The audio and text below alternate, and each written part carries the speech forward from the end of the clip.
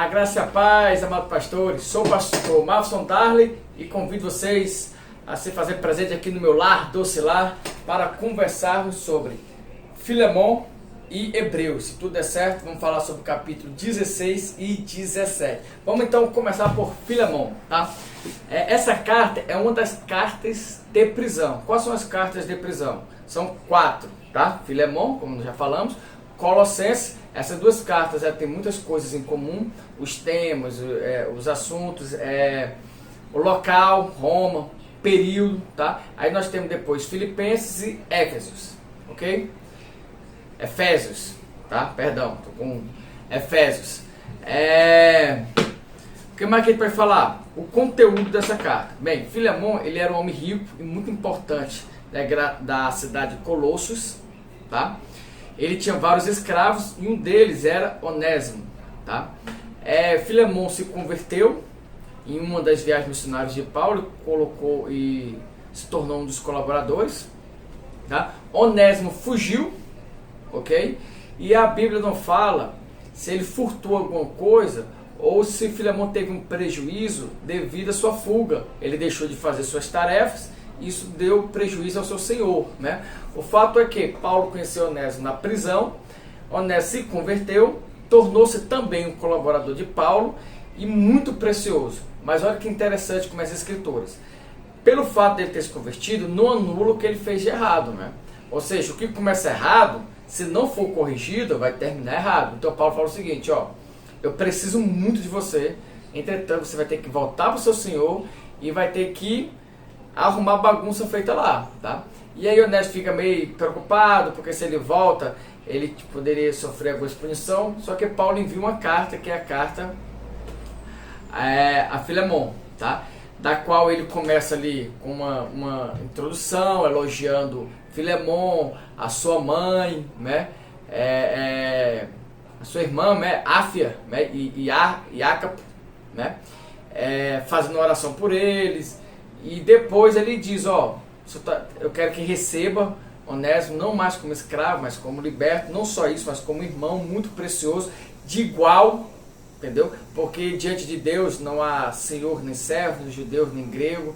É uma carta belíssima, tá? O autor é Paulo, o local acredita-se que foi na prisão de Roma, juntamente com Colossenses, tá? Existe um pequeno grupo que diz que na verdade foi em Éfeso, tá? Na década de 60, mas a corrente, ou na década de 50, mas a teoria mais aceita é que foi em Roma na década de 60, tá? Roma 60. Destinatário é Filemon, tá? A ocasião é essa que eu estou falando, durante a prisão, a fuga de Onésimo. Onésimo conhece Paulo, nessa ocasião ele envia a carta para que a carta chegue antes de Onésimo e ele possa ser recebido pelo seu senhor, perdoado. Inclusive, Paulo funciona como se fosse uma espécie de Cristo, né? Um mediador entre o seu senhor e o escravo, ó. E ele fala assim, ó, se o escravo está devendo alguma coisa ao seu senhor, né? Ou seja, a Filemon, bota na minha conta, que eu pago. Quando eu for aí, eu pago, tá? Então, se ele deve alguma coisa, agora quem deve sou eu, não é mais ele, né? O que Cristo fez por nós, né? O texto ele é substancialmente igual como Paulo escreveu, não há nenhuma parte assim perdida ou de difícil interpretação ou de difícil entendimento. O cano é inquestionável, foi aceito por Marcião, foi aceito por Muratoriano, foi aceito por Ciríaco, é um texto incontestável, tá? Estudo recente que nós temos é de Knox, que ele trata sobre a carta de Laodiceia, porque lá em Colossenses 4,16, Paulo diz assim, ó, estou escrevendo uma carta bem a Laodiceia, né, a cidade de Laodiceia, e acredito que essa carta, a cidade de Laodiceia, é a carta de Filemon, tá? É a mesma carta. Contribuição, não traz temas doutrinários, a carta não traz nenhum tema doutrinário, mas traz uma esfera profunda de relacionamento pessoal, né? Isso é fato, né? Ok, seria isso que nós temos para falar sobre o capítulo 16, Filemon. E o capítulo 17 sobre Hebreus, né? Primeiro, Hebreus é uma carta que foi escrita em grego refinado, num grego culto, com escalonamento de ideia. Por isso que muitas pessoas acreditam que não foi Paulo, né? Porque Paulo ele fazia muita digressão. O que é digressão? Fugir do assunto, fugir do tema. Principalmente quando Paulo falava de Jesus, né? Ele estava falando sobre, sei lá, vamos inventar um tema aqui, ele estava falando sobre casamento.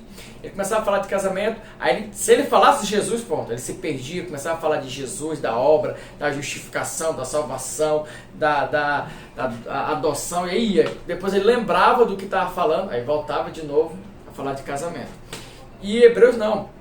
Hebreu é uma carta que você consegue acompanhar o raciocínio lógico do escritor. Ele escalona, ele vai do mais amplo e vai até o mais específico, né? Jesus é superior aos anjos, a Moisés, a lei, aos profetas, a Arão. Ele vai vindo, né? Ele segue um curso, né?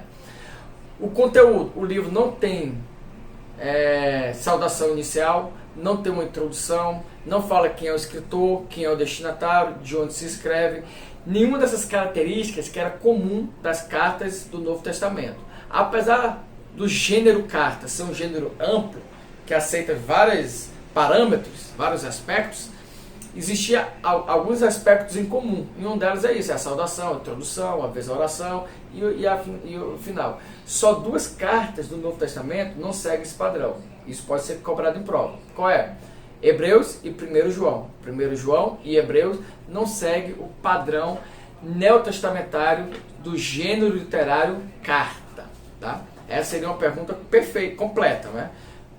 Porque é o gênero literário do Novo Testamento. Ok, o autor não tem como dizer. Entretanto, a igreja primitiva, como Clemente de Roma, Orígenes, Eusébio, acreditava que foi Paulo que escreveu e Lucas foi o seu amanuense, né? Foi o seu escriba, que escreveu em grego. E aí é por isso que eu acredito que quando Paulo começava a viajar, né, sofrer digressão ali, Lucas parava de escrever, esperava ele voltar e continuava, né? E ele escreveu no seu grego erudito, tá? Isso pela igreja oriental, porque a igreja ocidental não aceitou a autoria paulina, tá? A igreja oriental dizia que foi Paulo e Lucas seu escriba. A igreja ocidental não aceitou, tá? No sínodo de Cartago, em 419, tá? Houve ali uma reunião entre todos os padres orientais e ocidentais, e a carta aos hebreus foi declarado que foi Paulo que escreveu, e quem traduziu para o grego foi Lucas. Então passou de 13 cartas a 14 cartas, Paulo, né? Então, se perguntar no sínodo de Cartago, de 419, quantas epístolas paulinas existia? 14, ok? E isso ficou unânime durante muito tempo, de 419 até a Reforma, né? O que seja aí, mais de 1000 anos, né? Aí, somente na Reforma foi questionado, tanto pela Igreja Católica como pelos reformadores, sobre a autoria paulina, tá? Calvino, ele disse que foi Clemente de Roma que escreveu. Lutero, ele disse que foi Apolo que escreveu, tá? Outros disseram que foi Barnabé. E existe uma outra corrente, muito aceita, que diz que foi Priscila e Áquila, né? Priscila e seu marido. Por isso que muitas vezes na carta usa o pronome eu, nós, porque quando era Priscila, ela falava eu, né? E quando o seu marido ali o ajudava, falava nós. E por que ela não se identificou? Porque naquela época havia um movimento ainda muito antifeminista. Se fosse uma mulher escrevendo a carta, ninguém dava credibilidade. E ela também não podia usar um pseudônimo, porque o pseudônimo não tinha valia como no cano, né? Não havia autoridade. Então ela resolveu não se identificar, né? Existe essa corrente, tá? Conclusão do próprio escritor, do próprio autor do livro: não tem como afirmar o autor. Provavelmente foi um cristão de segunda geração. Essa é a conclusão dele, tá? Local de origem, não tem como identificar. Data, não tem como dizer. Entretanto, acredita que a evidência mais forte é que foi antes de 70, tá? Então, além do tempo é enorme. Destinatário, não tem como afirmar, mas acredita que se foi escrito ali para os cristãos que estavam em Roma, ali na Itália, tá? Quer meu filho? Tá, vou já, filho. O texto se acha conservado, o texto foi conservado, tá? O cano, aquilo que eu falei, a igreja ocidental não reconheceu de início a canonicidade, só foi reconhecer lá no concílio de Cartago, 419. A igreja A oriental não, ela aceitou, né? O cânon muratório, a igreja ocidental ela não aceitou porque não tinha autoria, né? Então ela só foi aceitar como canônico quando eles também reconheceram a autoria paulina, né? Até aqui nós estamos falando da autoria paulina. Só depois da reforma que o livro volta a ser anônimo, né? O cânon muratoriano exclui o hebreu. Eusébio inclui entre os livros reconhecidos, né? As igrejas ocidentais,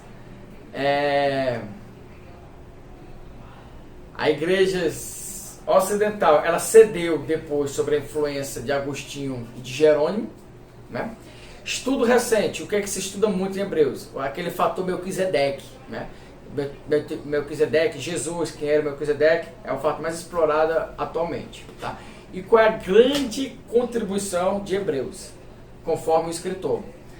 Ele diz que a maior contribuição é mostrar a hermenêutica que a igreja primitiva fazia do Antigo Testamento. Hebreus só perde, senhores, para ali para Mateus, em termos de relação com o Antigo Testamento, tá? Daí vocês tiram. Então, Hebreus ele faz muita volta ao Antigo Testamento. Então, ele mostra como é que ele fazia essa hermenêutica, essa interpretação, tá? E esses aí são os principais tópicos do capítulo 16 e 17, Filemon e Hebreus. Até o nosso próximo encontro, um forte abraço. Tchau, tchau.